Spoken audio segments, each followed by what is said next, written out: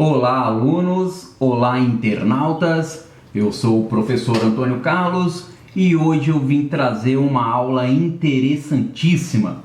Vamos falar hoje aqui sobre Agostinho de Hipona, ou simplesmente Santo Agostinho para alguns. Para entender este pensador extraordinário, precisamos primeiro nos situar na história. Pois bem, pessoal, olhem só, estamos lá no século III, em pleno domínio da Igreja Católica, ali, plena Idade Média, e temos um fenômeno, Os primeiros padres da Igreja, eles se veem diante de uma tarefa difícil, que é evangelizar as pessoas, evangelizar principalmente os intelectuais da época, que vinham ali de uma formação greco-romana, de uma formação helenista. Então esses primeiros cristãos, esses primeiros padres da igreja, precisaram criar um sistema filosófico que dialogasse com o seu tempo.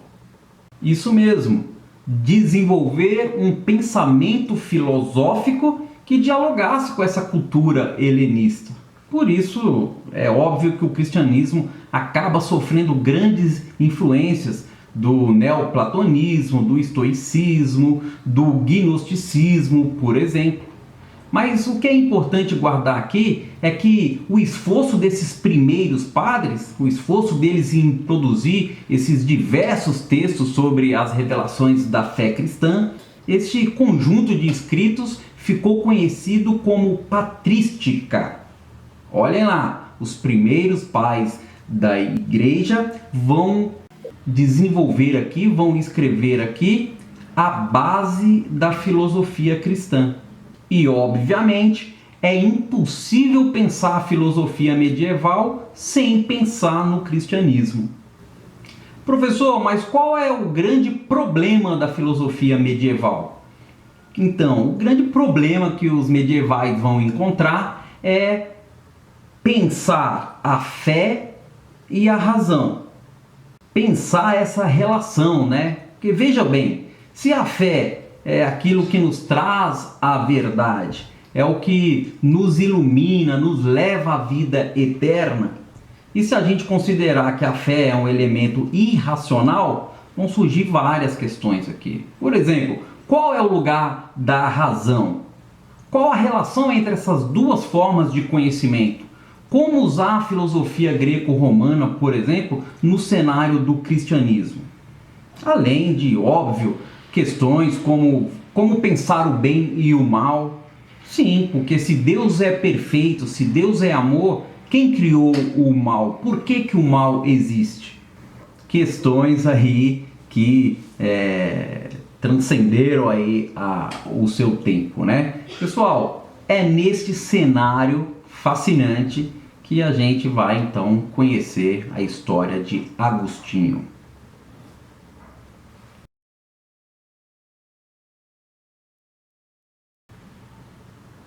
O Agostinho, ele nasce em uma província romana na África, Hipona, onde hoje parece que é a Argélia, aquela região ali. Tudo isso aí fazia parte, do Império Romano. E nessa região ele foi então bispo da Igreja Católica.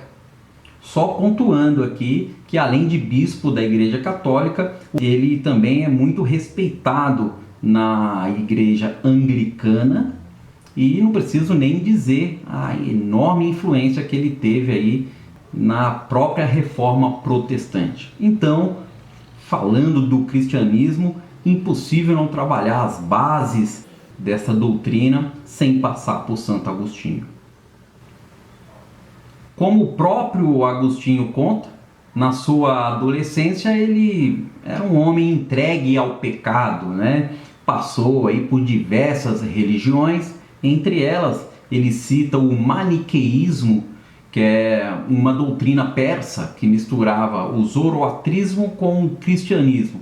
E acreditava que o universo é dominado por dois grandes princípios, o bem e o mal. E esses dois princípios mantêm constante luta entre si. Ele vai entrar em contato também com o ceticismo, com o neoplatonismo, e ele continua então incessantemente, desesperadamente, a sua busca pelo sentido da vida. E é em meio, a essa grande crise existencial, a sua constante inquietação, que ele é influenciado por sua mãe, a Santa Mônica, e busca contato com o cristianismo. Aí ele conhece lá o Santo Ambrósio, que era bispo de Milão, e segundo ele, sentiu-se iluminado por uma passagem bíblica. Esse referido texto bíblico temos aqui, Não caminhes em glutonarias e embriaguez, nem em desonestidades e dissoluções, nem em contendas e rixas, mas revesti-vos do Senhor Jesus Cristo, e não procureis a satisfação da carne com os seus apetites. Esse texto também está lá no livro de Romanos, Pois bem, pessoal, a partir daí, o Agostinho, aproximadamente aí com 37 anos de idade, se converte ao cristianismo. Já se torna padre e começa a escrever suas principais obras. Lembrando que ele deixou para a gente um legado de mais de 90 obras, essas obras divididas em mais de 230 livros, ou seja, uma vasta obra, que nos obriga, independentemente da religião, reconhecer o Agostinho como um grande pensador e uma das figuras mais importantes aí da história da filosofia. As obras deste grande pensador são reeditadas até hoje, Entre elas nós destacamos dois clássicos, Confissões, que é considerada a primeira autobiografia, foi publicada ali em 397, e o da Cidade de Deus, que é de 426, sua obra mais conhecida, eu acho. É nela que ele vai falar, fazer a distinção entre aquela ideia da cidade terrena, da cidade terrestre, copiando a cidade celestial, enfim.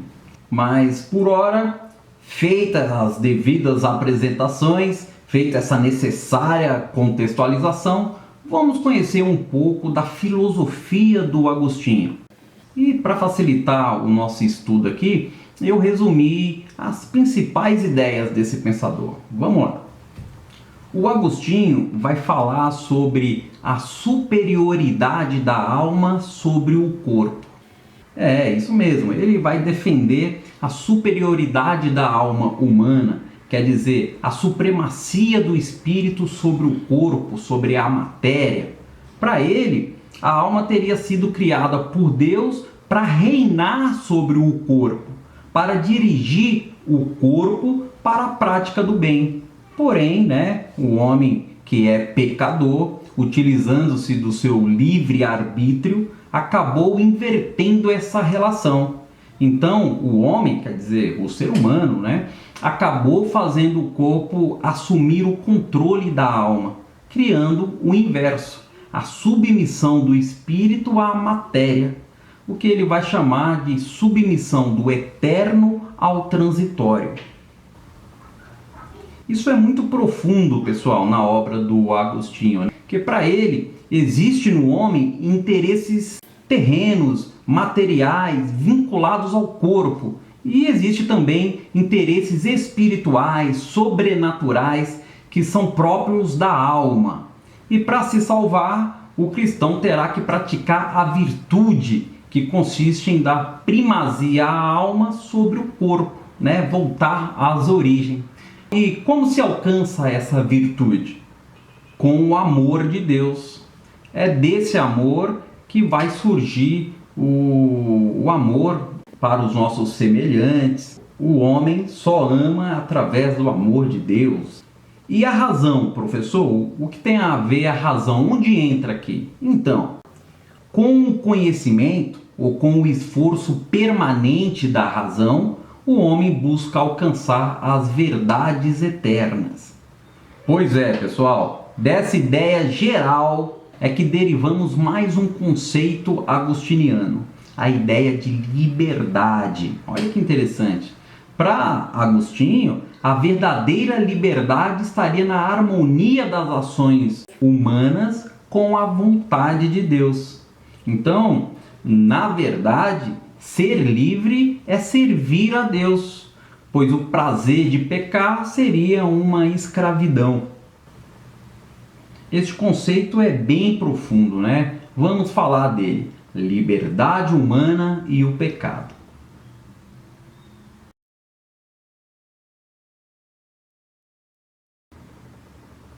Segundo Agostinho, a vontade não é apenas uma função do intelecto, né? Uma função capaz de discernir o bem e o mal, como diziam lá os gregos, né? Ele vai inclusive se contrapor ao intelectualismo moral expresso lá por Sócrates. Então, mas para ele, a vontade é uma força que impulsiona a vida.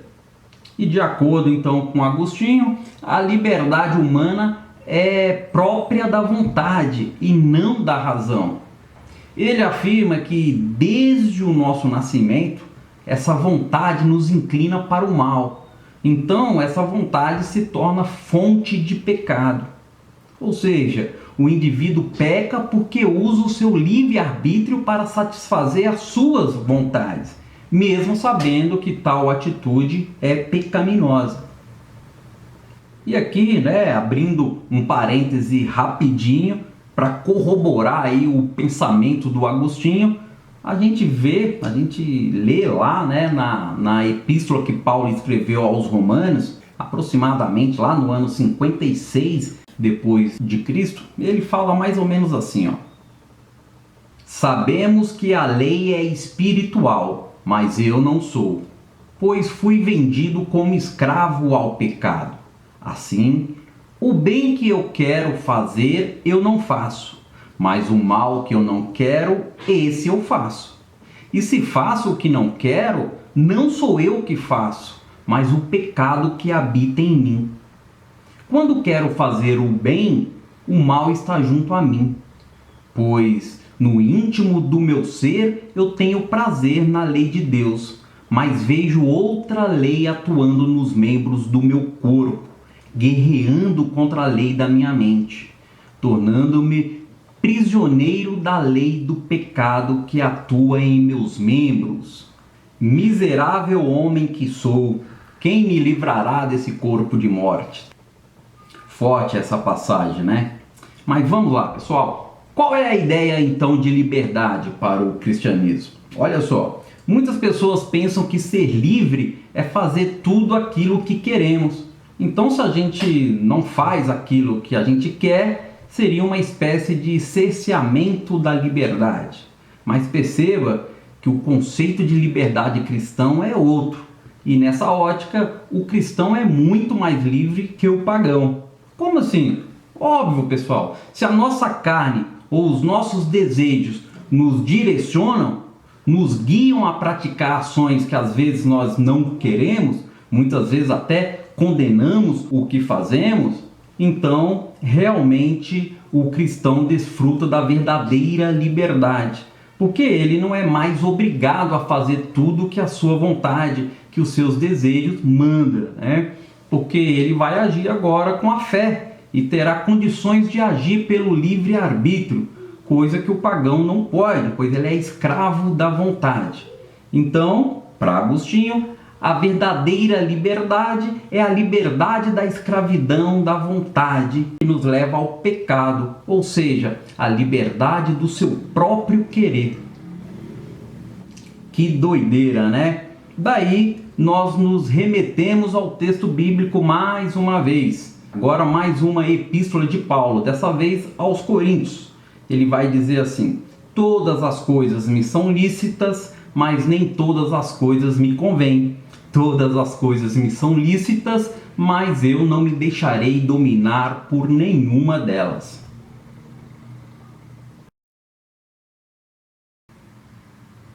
Outro conceito basilar aí no pensamento agostiniano é a ideia de anterioridade do amor de Deus. Na sua autobiografia, no Confissões, o Agostinho diz que quando ele próprio estava no pecado, estava nos vícios, na questão sexual, das bebedices, dos prazeres em geral, né? Ele estava, na verdade, buscando o preenchimento de um vazio, buscando uma realização, um amor. Segundo essa ideia, a humanidade está se autodestruindo nessa busca constante. A criação, né, os homens, a humanidade, o mundo está com dores de parto aguardando a redenção de Deus. Então o homem, como parte da criação de Deus, tem uma alma que geme com sede de Deus. Ele vai dizer, né, que há um vazio no homem que somente Deus pode preencher. Tem aquela sua frase lapidar que diz: o homem tem um vazio do tamanho de Deus. Então, quando pecamos ou buscamos satisfação da carne, é como se inconscientemente estivéssemos buscando Deus. Buscando Deus nas coisas materiais. Segundo ele, a gente busca o amor nos vícios terrenos. Mas apesar da busca incessante, nós só encontramos o amor verdadeiro quando encontramos o amor de Deus. Só ama verdadeiramente aquele que nasceu de Deus, pois o amor cristão é uma qualidade eminentemente espiritual. Aquele que não ama não conhece a Deus.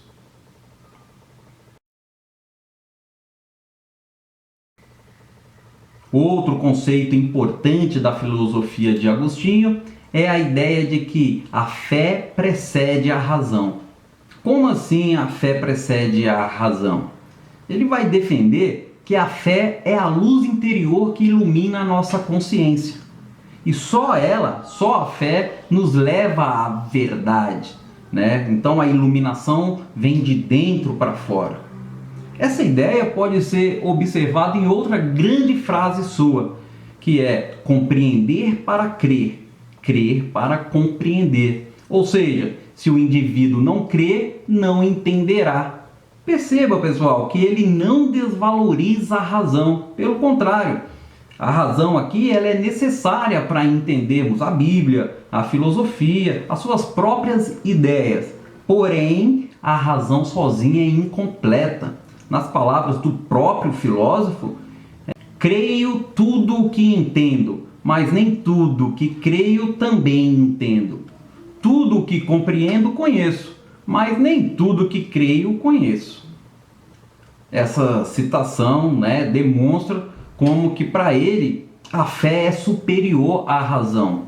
Ele afirma, né, que pode crer em algo sem entender. Isso acontece uma vez que se pode crer nas verdades da fé sem necessariamente a compreender, mas o inverso já não é possível. Algo compreensível é algo necessariamente crível.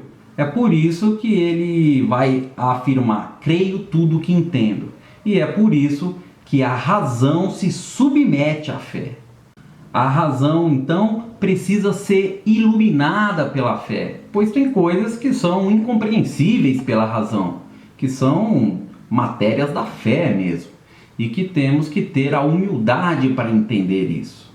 A iluminação é a doutrina agostiniana que descreve como as pessoas podem ter acesso à verdade a partir da vontade de Deus, a partir da ação de Deus. Para ele, não é por meio das experiências mundanas que nós conhecemos a verdade, né? Nós só chegamos à verdade por meio da luz que Deus irradia sobre o entendimento humano. O Agostinho conta que estava ele lá olhando para o mar Mediterrâneo e viu uma criança cavando um buraco na areia. E a criança colocava a água do mar dentro desse buraco. Aí ele chegou para a criança e perguntou: menino, o que você está fazendo aí?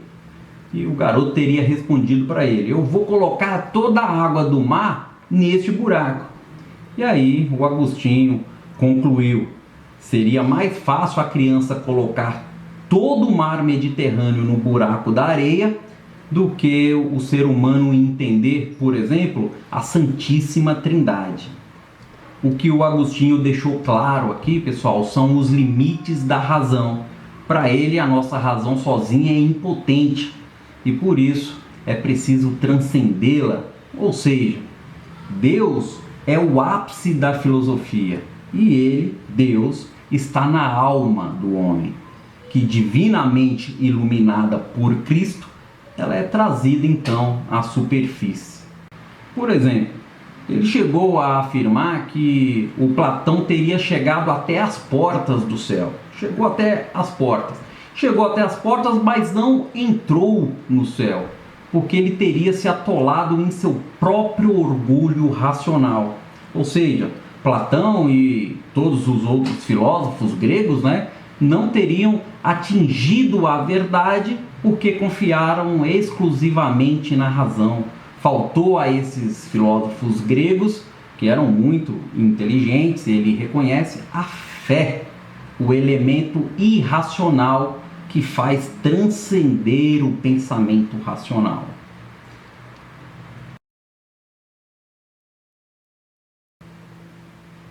O outro conceito que veremos hoje é a questão do mal para Santo Agostinho, Desde o passado mais remoto, pessoal, que o ser humano busca respostas aí para essa problemática, Afinal, o que é o mal?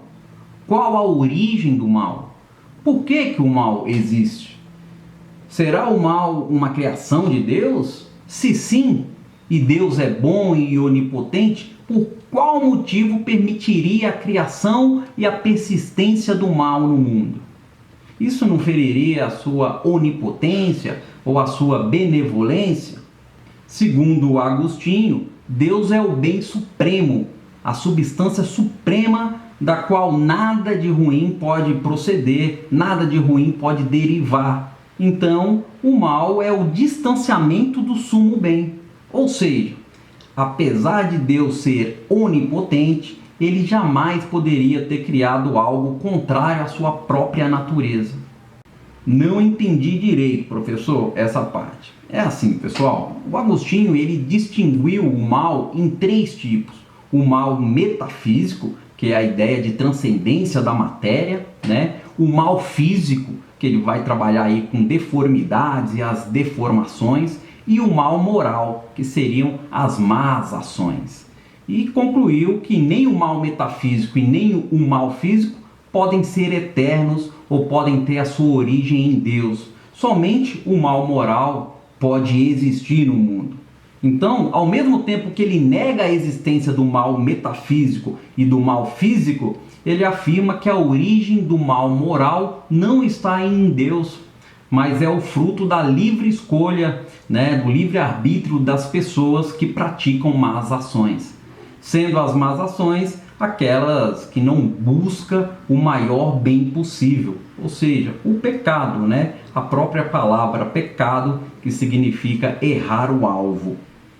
Agostinho dialoga aqui com Parmênides, afirmando que o mal não é. Olha só, vamos lembrar da teoria do Parmênides. Vocês lembram dele? Então, o Parmênides lá na Grécia, aproximadamente lá no ano 500 a.C., ele fixou a ideia do ser imóvel e uno como fonte de tudo que é. Preste atenção. Só o ser é, o não ser não é, não existe. Não existe o não ser. Tá parecendo aquela música do Titãs, Não é o que não pode ser, não é o que não pode ser que não é. Mas enfim, para o Parmênides, apenas o ser pode ser pensado. O não ser não é, ele não existe. Se eu não consigo ter uma ideia do que a coisa é, eu não posso pensá-la. E o que não pode ser pensado não é ser. O ser, ele é todo inteiro, quer dizer, ele é uno, é indivisível, ele é imutável. Significa que ele não pode ter surgido do não ser, ou ele não pode se tornar o não ser, porque ele só pode ser idêntico a si mesmo, Ele não pode ser e não ser ao mesmo tempo.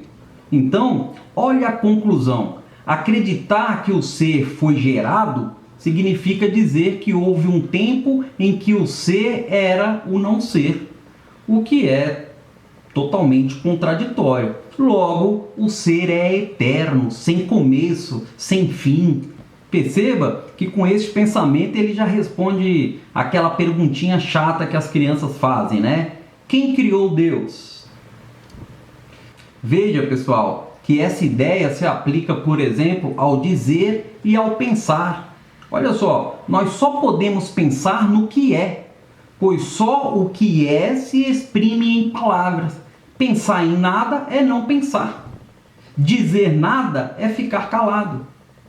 Que viagem é essa, professor? Pois é, exige aqui uma abstração maior, né? Isso é filosofia de primeira qualidade, meus queridos. Mas vamos lá. A questão do mal, então, né? A gente tem que o mal não é uma substância, não é algo criado por Deus. O mal é simplesmente a ausência do bem, a ausência de Deus. Veja que com isso também o Agostinho destituiu o mal de materialidade, ou seja, ontologicamente, o mal se enquadra no não ser e do ponto de vista moral, ele se resume ao pecado. Isso fica claro quando ele afirma lá no livro Confissões de novo: procurei o que era a maldade e não encontrei substância, mas sim uma perversão da vontade desviada da substância suprema. Conceito semelhante a gente encontra na física, né? Por exemplo, quando a gente define o frio, nós encontramos o conceito de que o frio não existe, né? O que existe, na verdade, é a ausência de calor. A mesma coisa vai ocorrer, por exemplo, com a escuridão. As trevas não existem. Não é uma substância em si. O que nós temos, na verdade, é a ausência da luz. Olha como o Agostinho é genial, pessoal. Com isso, o que ele faz? Ele supera o dualismo maniqueísta, né? Aquele que enquadrava o bem e o mal como substâncias absolutas. Ele reduz o mal, então, a um bem menor, um bem que não estaria presente no universo e muito menos em Deus, mas no próprio homem, no seu desregramento da vontade, pelo mau uso que ele faz do seu livre-arbítrio, né? E para finalizar mesmo, porque o vídeo já está ficando muito grande, é preciso entender que a busca do homem pelo que está além da sua razão é como se ele estivesse numa corrida que o finito deseja alcançar o infinito, a criatura alcançar o Criador, o mortal buscando alcançar o eterno. Essa busca seria então o maior desejo do homem, uma luta constante que o homem trava, desde a entrada do pecado no mundo. Sim, porque se não houvesse pecado, não haveria o infinito, não haveria a morte, porque as coisas e nós mesmos, nós não teríamos fim. É como se a criação e o Criador se completassem numa eternidade, infinita. Voltando àquela questão, então por que Deus criou o mundo? O Agostinho afirma que antes de Deus criar o mundo, simplesmente não existia o antes. A ideia de demarcação, de paradigma. Então a ideia de antes remete à ideia de tempo. E Deus criou o tempo. Nós, humanos, na condição de criaturas, na condição de limitados, de mortais, nós somos incapazes de pensar o universo sem pensar o tempo. Isso, inclusive, é uma prova da nossa limitação, Ou seja, pessoal, nós não conseguimos abstrair o tempo dos nossos pensamentos. Então, se pensamos em um motivo para o mundo ser criado, é porque estamos presos ao tempo.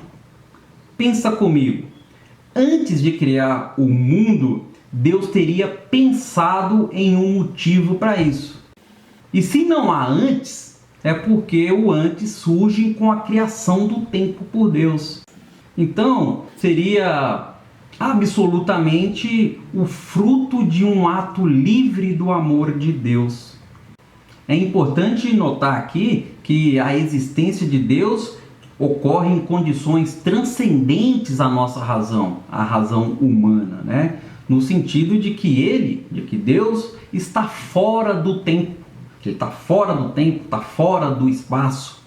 Mas perceba que quando ele cria a substância mundo, eu ia falar, criou a criação, enfim, ao criar a existência, todas as coisas precisam estar em algum ponto, em algum lugar do tempo, que são as referências da nossa natureza, que são as referências para nós, né, para os humanos, enquanto criaturas. Em suma, para fechar, nós não podemos alcançar os altos pensamentos de Deus e nem mesmo comparar os nossos caminhos com os caminhos de Deus. O que nós podemos é sentir o amor de Deus e o cuidado dele por nós sempre que admiramos a criação dele em nossa volta. Bonito demais, né? Para quem quiser se aprofundar mais nessa questão da essência de Deus, pode ler lá na Bíblia, né? Lá no livro de Êxodo, por exemplo, no capítulo 3, mostra Deus se apresentando pessoalmente a Moisés, né? E ele teria dito: eu sou o que sou.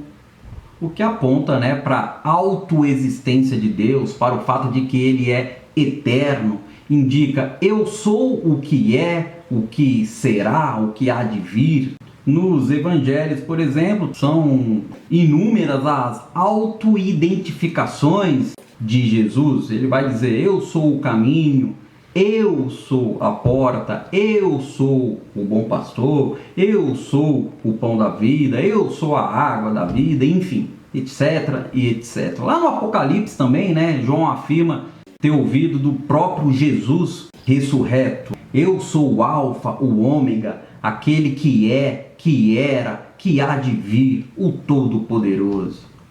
Enfim, pessoal, eu gostaria aqui de falar muito mais coisas, mas é muita coisa e acho que conseguimos aqui sintetizar, filosofar nas ideias principais desse monstro que é o Agostinho. Talvez, se vocês gostarem, a gente grava aí mais uma segunda parte. E de qualquer forma, quem quiser ler mais, fica aqui a indicação do meu livro, a Introdução à História da Filosofia, Filosofia Antiga e Medieval. E claro, sempre a recomendação aí da leitura dos clássicos.